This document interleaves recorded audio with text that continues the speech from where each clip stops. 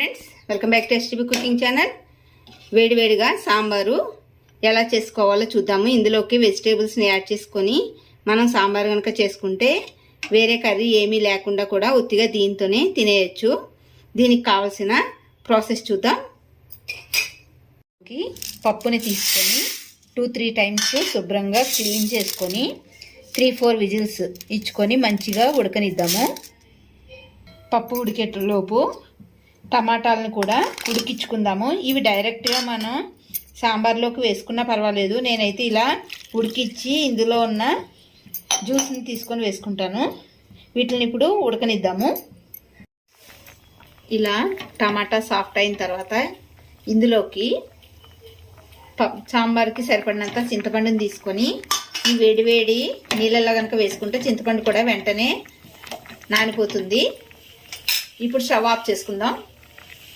ఇవి రెండు నాని చల్లగా అయిన తర్వాత ఇందులోండి పులుపుని తీసుకొని వేరొక గిన్నెలోకి వేసుకుందాము. ఇలా చింతపండు టమాటా పులుపుని రెడీ చేసుకొని పక్కకు పెట్టుకోవాలి. 4 విజిల్స్ తర్వాత పప్పు చూసారు కదా, మెత్తగా ఉడికింది. సాంబార్లోకి ఎప్పుడైనా సరే మనకి పప్పు అనేది మెత్తగానే ఉండాలి. ఇప్పుడు ఇందులోకి మనం రెడీ చేసి పెట్టుకున్న పులుపుని యాడ్ చేద్దాము.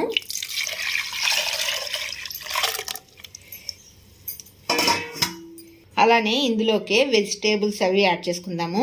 ఒక ఆనియను, 4-5 పచ్చిమిర్చి చీలికల్లా చేసుకొని వేసుకుంటున్నాను.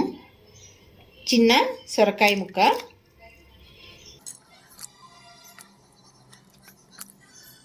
దోసకాయ. మనకి సాంబార్లో వేసుకునే ముక్కలు కొంచెం పెద్దగానే ఉండాలి. 5-6 బెండకాయలు కట్ చేసుకొని ఇలా ముక్కల్లాగా వేసుకుంటున్నాను. 2 క్యారెట్ ఇలా కొంచెం పెద్దగానే కట్ చేసుకున్నాను. ఇంకా ఇందులోకి డ్రమ్ స్టిక్ ఉంటే యాడ్ చేసుకోవచ్చు. అలానే మనకి ఏమైనా కూరగాయలు ఇష్టమైతే అవి కూడా యాడ్ చేసుకోవచ్చు. ఓకే, 1 టేబుల్ స్పూన్ వరకు సాంబార్ పౌడర్, 1/2 టేబుల్ స్పూన్ వరకు పసుపు, 1/2 table spoon red chilli powder, 1 table spoon ధనియాల పొడి వేసుకొని రుచికి సరిపడినంత సాల్ట్ వేసుకొని మొత్తాన్ని ఒకసారి మంచిగా కలుపుకొని కుక్కర్ మూతను పెట్టుకొని 3-4 విజిల్స్ ఇచ్చుకుందాము.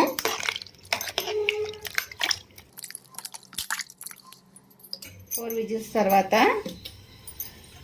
సాంబార్ అనేది మంచిగా మరిగింది కదా, ముక్కలు కూడా మంచిగా ఉడికినాయి. ఇప్పుడు దీనికి మనం పోపుని వేసుకుందాము. ఇంకా చిక్కగా కావాలి అనుకుంటే ఇంకొక విజిల్ ఇచ్చి ఆఫ్ చేసుకోవచ్చు. ఇది చల్లగా అయితే ఇంకా మనకి చిక్కగా అవుతుంది కదా. పోపుకి సరిపడినంత ఆయిల్ యాడ్ చేసుకొని ఇందులోకి ఆవాలు, జీలకర్ర, వెల్లుల్లి, ఇలా తుంచుకున్న 2 ఎండుమిర్చి, ఇందులోకి కొంచెం కరివేపాకు. ఇలా పోపు వేగిన తర్వాత స్టవ్ ఆఫ్ చేసుకొని ఇందులోకి మనం రెడీ చేసి పెట్టుకున్న సాంబార్ని యాడ్ చేసుకుందాము.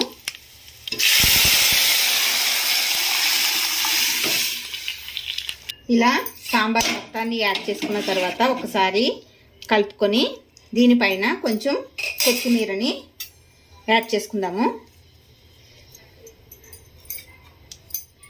అంతేనండి, సాంబార్ అనేది రెడీ అయిపోయింది. ఇప్పుడు ఇది మనం వేడివేడి అన్నంలో వేసుకొని తింటే చాలా బాగుంటుంది. రెసిపీ మీకు కూడా నచ్చినట్లయితే లైక్ చేయండి ఫ్రెండ్స్. అలానే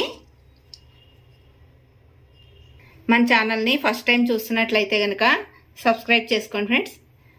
థ్యాంక్ యూ.